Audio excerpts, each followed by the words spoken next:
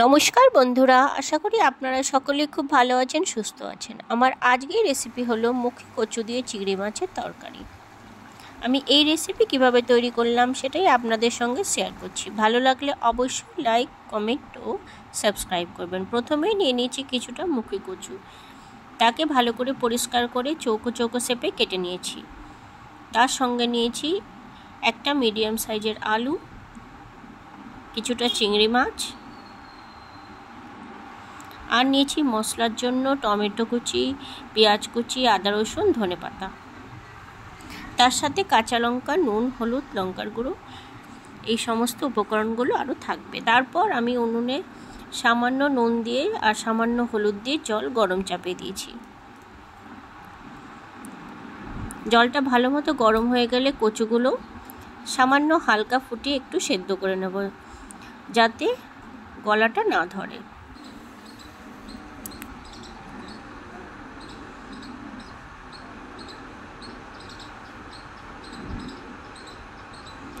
কচুটা হালকা সেদ্ধ করে আমি নামিয়ে জল ঝরিয়ে নিয়েছি। তারপর উনুনে কড়াই চাপিয়ে দিয়েছি, তাতে দিয়ে দিচ্ছি একেবারে পুরো তরকারিটা করে নেবার মতো পর্যাপ্ত পরিমাণে তেল। তেলটা গরম হয়ে গেলে প্রথমে আমি মুখী কচুগুলো ভেজে নেব। হালকা সেদ্ধ করে নেওয়াতে খুব তাড়াতাড়ি কচুটা নরমও হয়ে যাবে আর খেতেও খুব সুন্দর হবে। সেই জন্য হালকা আপনারা অবশ্যই সেদ্ধ করে নেবেন, যার ফলে কচুতে অনেক সময় গলা ধরার ভয় থাকে, সেটাও চলে যাবে। কচুটা ভাজা হয়ে গেলে আমি তুলে নিয়েছি। তারপর দিয়ে দেবো তাতে কেটে রাখা আলুগুলো হালকা লালচে করে আমি ভেজে নেব। তারপর দিয়ে দেব নুন হলুদ মাখিয়ে নিয়েছি সেইগুলো চিংড়ি মাছগুলো হালকা লালচে করে ভেজে আমি তুলে নেব। এইভাবে একে একে আমি সমস্ত উপকরণগুলো আগে ভেজে নিলাম। এই সাধারণ এবং অন্যরকম রেসিপিটা আপনাদের পছন্দ হলে অবশ্যই স্কিপ না করে পুরোপুরি দেখবেন, তাহলেই বুঝতে পারবেন সাধারণ মুখী কচু দিয়ে খুব অসাধারণ একটা রেসিপি তৈরি করা যায়। তারপর যা তেল আমার কড়াইতে ছিল তাতেই ভালো করে গরম করে ফোড়নে দিয়ে দিলাম একটা শুকনো লঙ্কা, সামান্য গোটা জিরে। ফোড়নটা ভালো করে ভেজে নিয়ে তাতে দিয়ে দিলাম কেটে রাখা পেঁয়াজ কুচি, তারপর দিয়ে দিচ্ছি টমেটো কুচি। দিয়ে সব কিছু ভালো করে একটু ভেজে নেব, টমেটোটাও একটু হালকা গলিয়ে নেব। তারপর দিয়ে দেবো যে আদা রসুনটা নিয়েছিলাম সেটা আমি বেটে নিয়েছি, তাতে 1 চামচ মতন হয়ে গেছে আদা রসুন পেস্ট, সেটা আমি দিয়ে দিলাম।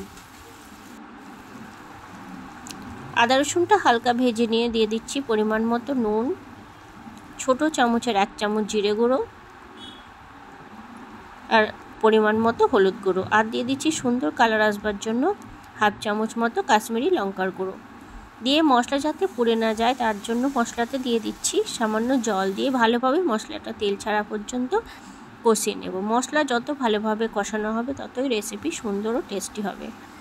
তারপর তাতে দিয়ে দিলাম নুন, ঝালের ব্যালেন্স রাখার জন্য সামান্য পরিমাণে চিনি। দিয়ে মশলা থেকে তেল ছাড়া পর্যন্ত ভালো করে কষিয়ে নিয়ে সমস্ত ভেজে রাখা উপকরণগুলো দিয়ে ভালো করে মিশিয়ে নিলাম। আপনারা যারা কচু খেতে পছন্দ করেন তারা অবশ্যই এইভাবে একবার চিংড়ি মাছ দিয়ে মুখী কচু তরকারি অবশ্যই তৈরি করে দেখবেন, আর ভালো লাগলে অবশ্যই কমেন্টে জানাবেন। সব কিছু মিশিয়ে নিয়ে আমি 2-3 মিনিট মতো একটু ঢেকে রাখলাম, যাতে যেটুকুনি শক্ত ভাব আছে সবজিতে সেগুলো ভালোভাবে নরম হয়ে যায়। আর কচু যত ভালোভাবে নরম হবে ততই তরকারিতে টেস্টটা বাড়বে। তারপর ঢাকা খুলে নিয়ে আরও খানিকক্ষণ কষিয়ে নিয়ে যখন তেল ছেড়ে আসবে তখন আমি প্রয়োজন মতো ততটা আমি জল দিয়ে দিলাম। জলটা ভালো করে ফুটে উঠলে তারপর আমি দিয়ে দিচ্ছি কিছুটা ধনেপাতা কুচি। দিয়ে খানিকক্ষণ আরেকটু ফুটিয়ে নিয়ে যখন একদম গামাখা ভাব হয়ে যাবে আর উপর থেকে তেল ছেড়ে আসবে তখন আমি দিয়ে দেবো সামান্য শাহি গরম মশলা গুঁড়ো। শাহি গরম মশলা গুঁড়ো দিয়ে ভালো করে মিশিয়ে নিলেই তৈরি হয়ে যাবে আমার আজকে নতুন ধরনের রেসিপি চিংড়ি মাছ দিয়ে মুখী কচু তরকারি। আপনারা এই বর্ষাকালে এই কচু সবার যার যেখানে বাড়ি সেখানে অবশ্যই এই কচু পাওয়া যায়, তারা অবশ্যই এইভাবে একবার এই রেসিপিটা ঘরে তৈরি করবেন। আর পছন্দ হলে অবশ্যই কমেন্টে জানাবেন, আর খুব খুব খুব পছন্দ হলে অবশ্যই রেসিপিটি শেয়ার করবেন।